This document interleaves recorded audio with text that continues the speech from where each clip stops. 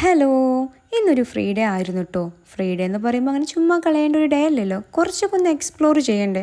അങ്ങനെ പിന്നെ ഞാനും എൻ്റെ ഫാമിലിയും കൂടി ഒരു ഔട്ടിങ്ങിന് പോവാമെന്ന് കരുതി. ഞങ്ങൾ ആദ്യം ചെന്നത് ഹൈലൈറ്റ് മാളിലോട്ടാട്ടോ. ഹൈലൈറ്റ് മാളിൽ ചെന്നപ്പോഴോ എല്ലാ സ്ത്രീകളും ചെയ്യണ പോലെ തന്നെ അവരാദ്യം തന്നെ ഹോം അപ്ലയൻസിൽ കയറി. അത് പിന്നെ പതിവാണല്ലോ.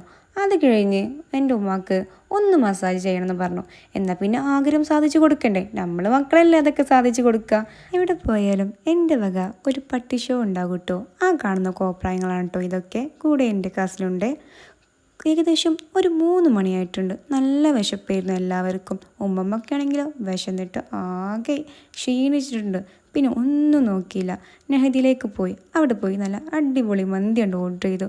കുറേ കാത്തിരിപ്പിന് ശേഷം നമുക്ക് നമ്മുടെ മന്തി കിട്ടിയിട്ടോ.